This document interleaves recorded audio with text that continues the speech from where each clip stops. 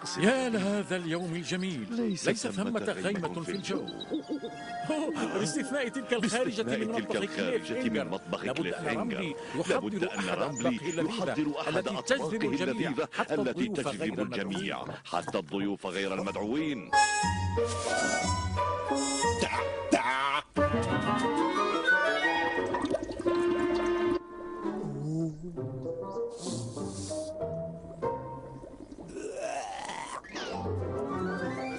بهار، سكر، هيا أخفق.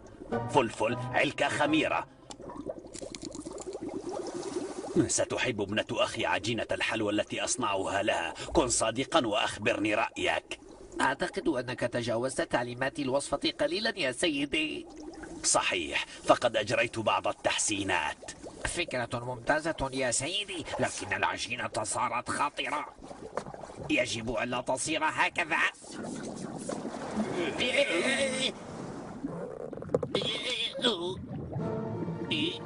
سيدي، نحن في خطر.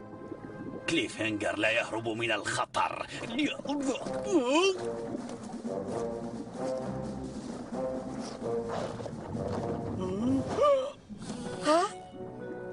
ها؟ أين كليف؟ آخر مرة شاهدته فيها كان يغوص هناك بين الفرن وخزانة الأواني. شيء يتحرك هناك. تبدو كأنها استغاثة.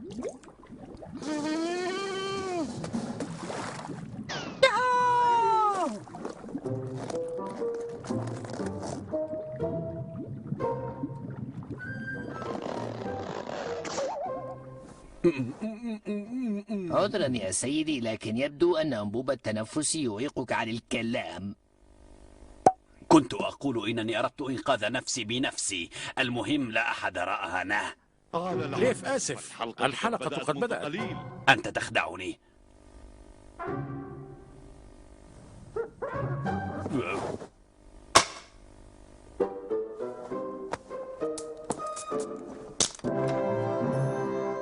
عذرا، إن العثور على بيضة المخلوق الثلجي أسهل عليك من إعداد العجينة. بيضة المخلوق الثلجي؟ فكرة براقة. سأفعل المستحيل لإحضار البيضة لابنة أخي. إنها تحب الطيور الغريبة. كنت أمزح. المخلوق الثلجي ليس طائرا، بل قردا كبيرا جدا ولا يقترب منه أحد. فهذه البيضة مجرد خرافة. خرافة؟ نعم، خرافة مثل جدنا الرنة، ومثل فرانكشتاين ودراكولا، ومثل وحشنيس يا سيدي. لا دخان بلا نار، لذا سأبحث عن هذا المخلوق، ولا يقوم بالمخاطرة إلا كليف هنجر. وكالعادة البطل النشيط كليف لا يفكر بالنتائج أبدا. تبدو المنطقة مرتفعة قليلا. إنها الهيمالايا يا سيدي، أعلى سلسلة جبال في العالم. أعرف هذا.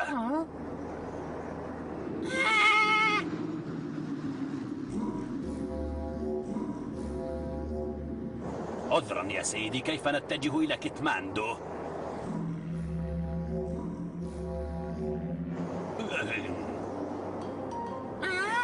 تماسكوا!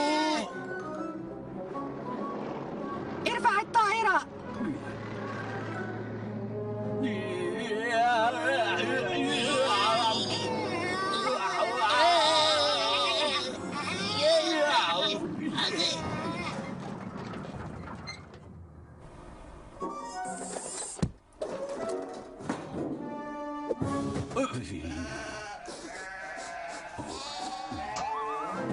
مرحبا، كليف هنجر في مهمة خاصة. أنا متخف الآن.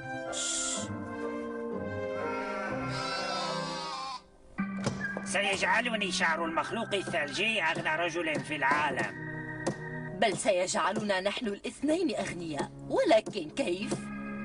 إن وضع شعرة مسحوقة من شعره في محلول خاص تعيد الشعر للأصل. سأبيعه للأغنياء. نعم، نبيعه للنساء الصلعوات. إذا قلنا 130 شعرة في كل سنتيمتر مربع من جسم المخلوق الثلجي، فكم يكون المبلغ؟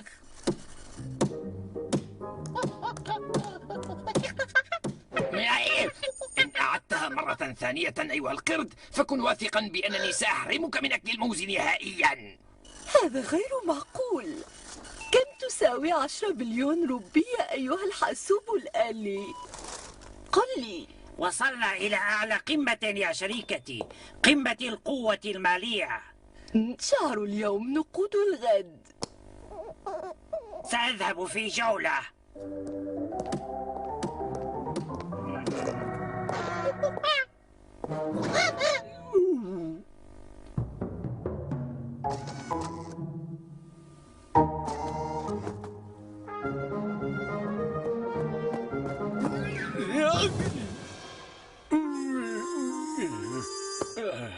أيها الرجل، خربت تسريحة شعري.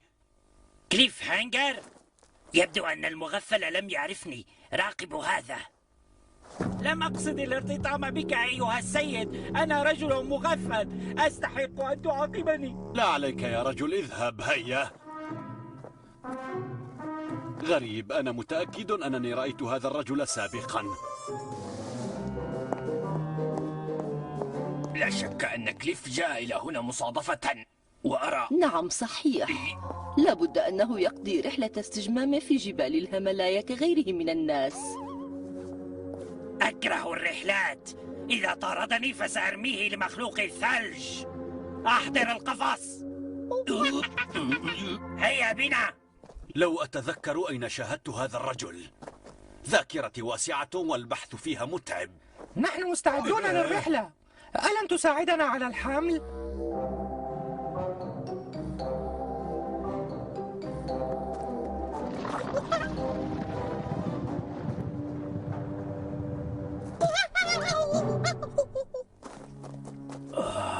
ما هذا الصوت؟ صوت مخلوق الثلج.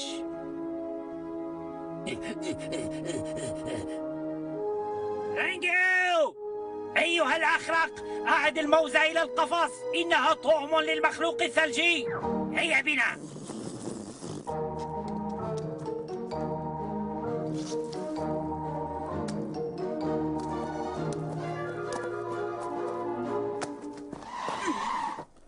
قشرة موز على الثلج؟ قرد يصعد الهيمالايا.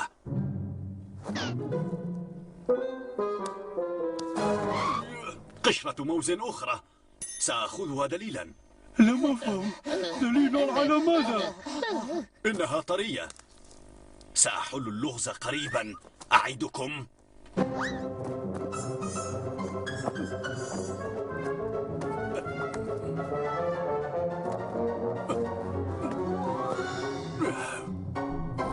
لا يوجد موز هنا.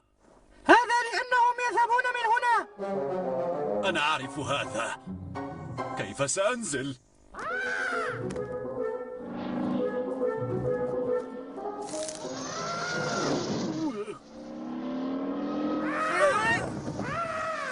كليف في خطر.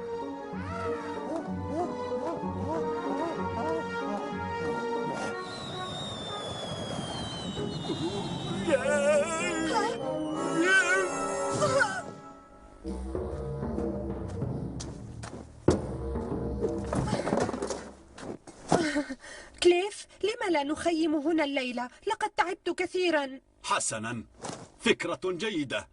سأتنشط قليلا. نصب الخيم يحتاج إلى خبرتي.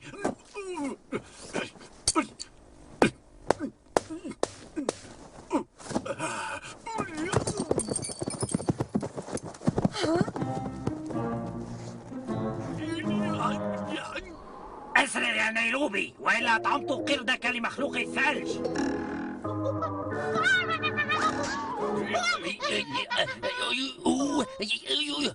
مرحى مرحى مرحى مرحى مرحى. لا تخافوا أبدا.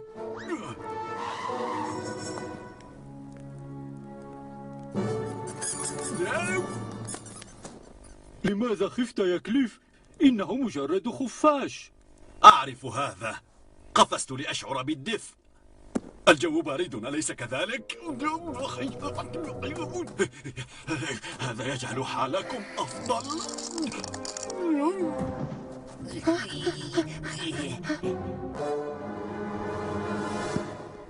هذا هذا ما تناله بسبب إجهادك لنفسك. صرع في ريعان شبابه بسبب الارتفاع والحماقة. يا لها من نهاية حزينة لبطل مثل كليفهانجر. أنت حي يا كليف، لقد أخفتنا. حدث له ذلك لنقص الأكسجين على هذا الارتفاع. أعرف هذا. هو لم يتغير سيد كليف، سيبقى يقول أعرف هذا. تحسنت وأستطيع أكل حصان، والأفضل مع الفطر والبيض. ألم يجهز إفطاري بعد؟ رملي حالا يا سيدي. أتريد حليب الماعز مع صحن الحبوب المسلوقة؟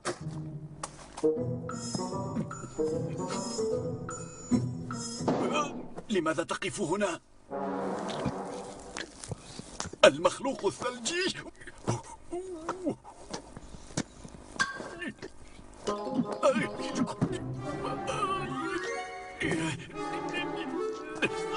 أسرع، أعطني السلة لوضع البيض.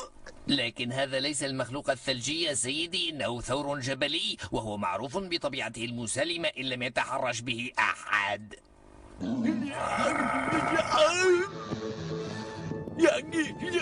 ليس في ذلك الاتجاه، أنت تتجه نحو كتماندو.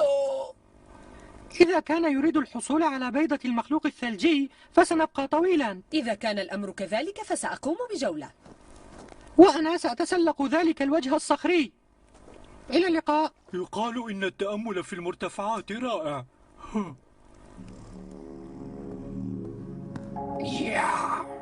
نجحت هذه المرة، لا أخطاء. رائع، حتى مناصفة تبقى الصفقة جيدة. نيروبي، أرسل قردك ولا تنسى الموز أيضا. ثمار الموز هذه سنضعها طعما للمخلوق الثلجي كي نقبض عليه بعد ذلك كل ما تشاء. هيا.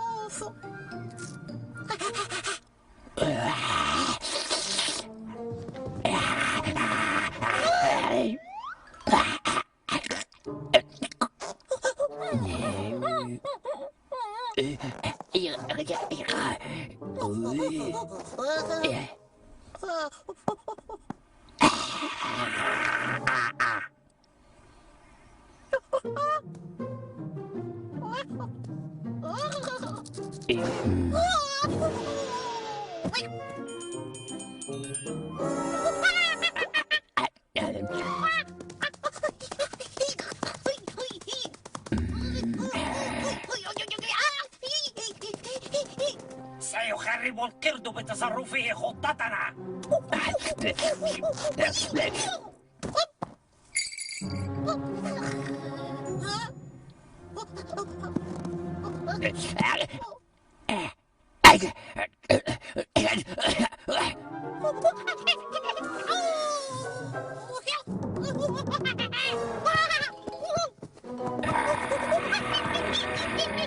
ها هما قادمان، افتحي القفص يا نيروبي.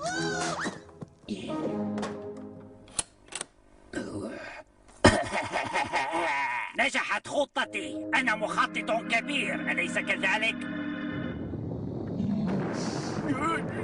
سيدي انتظرني. لا تقلق يا رملي، فأنا أسيطر على الوضع. إنه مروض ولكني لا أجد اللجام. لا بأس، لقد وجدت اللجام.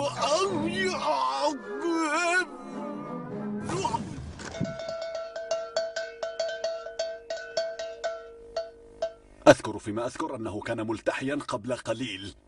أمسكت بك يا كليف هانجر. الرجل المغفل إذن، فهذا أنت يا موريوسكي سيد الشر. هذه المرة لن تهرب بعيدا. رينجو، قيده جيدا وارمه في القفص. سيقطعك الوحش أشلاء. لا أعرف إن كان بإمكاني مشاهدة هذا المنظر الرهيب. موريوسكي، أنت معتوه متصنع ومغفل بشارب ولحية. ضع إصبعا علي وسأحولك إلى قزم.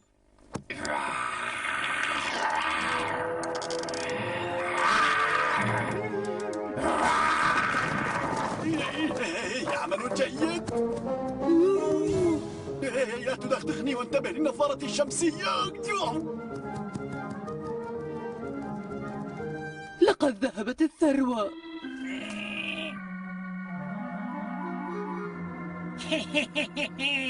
لا داعي للجري وراءهم، فلدي طائرة وسألحق بهم. لماذا وضعت البيضة بين قرني؟ ماذا تظنني أيها النسر؟ حاضنة بيض؟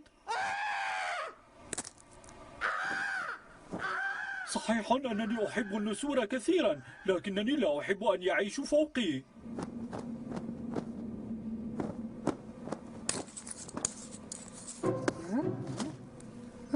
رائع. هل هناك أحد؟ عذرا، بيضتك جميلة جدا. مونتي، تولوز، تعالوا وانظرا. آسف، لا أستطيع البقاء، فهناك من يحتاجني في الأسفل.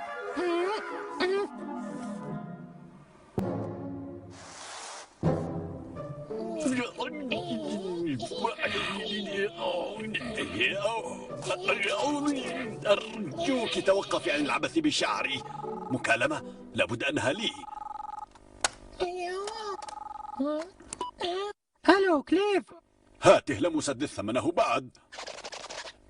أعيديه لي حالا أيتها القردة الثلجية اللطيفة.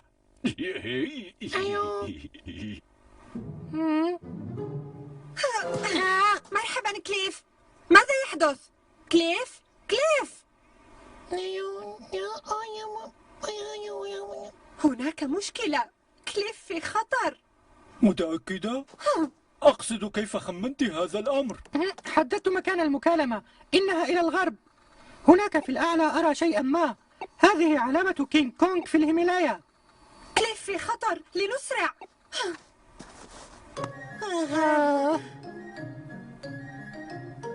هاي تمهلي قليلا أرجوك، فالمشاهدون يروننا.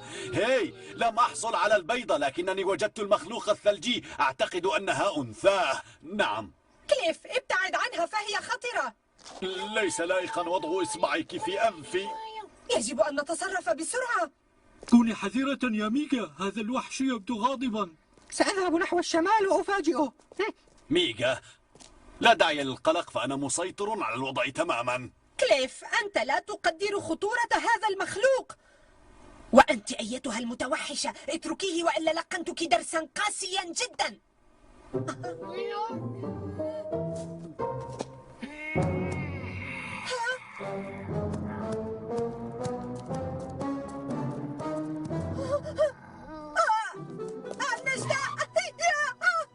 ميغا، أنا قادم حالما أفك قيدي.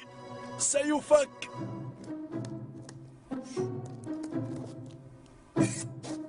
هانذا، ألم أقل لك؟ يا عين. جيد أنني كنت ألعب التزلج.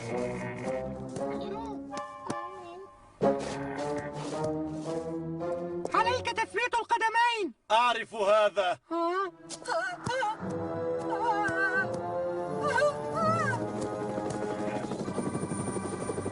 كليف هانجر والمخلوق الثلجي معا.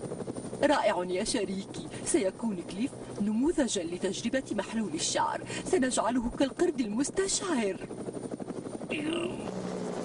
أتى الصحفيون لتصويري. سأظهر على التلفاز مباشرة. موريوسكي.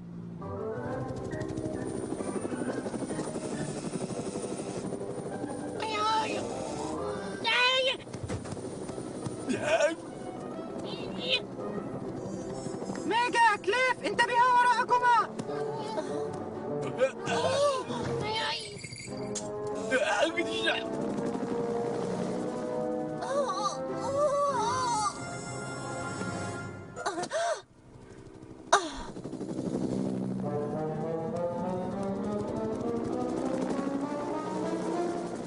رائع، لقد أمسكنا به. اسحبه هيا.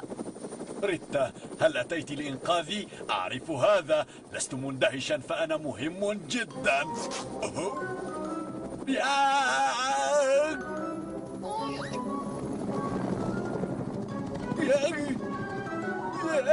هاي، هذا الشيء سقط في يدي. رائع يا كليف، بيضة الثلج. أين؟ بيضة أخرى. يوم تستطيع الفيلة الطيران سأكون في ورطة حتما.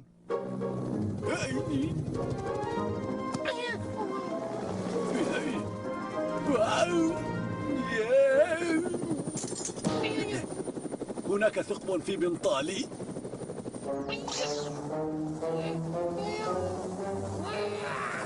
جيد. كليف وجد بيضة كبيرة لابنة أخيه، ومخلوقة الثلج أصبحت سيدة الهيمالايا. لوتشي لوتشي. نعم يا سيدتي، اسمها لوتشي لوتشي.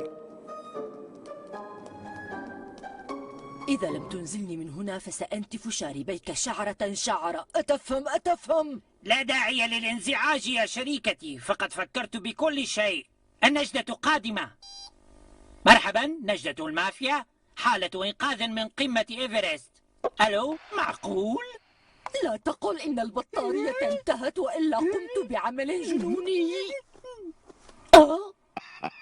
هل تستمتع موريوسكي؟ أجل، حسن، يمكنك السخرية. والآن انزلنا من هنا. هاي، أين تذهب؟ عد.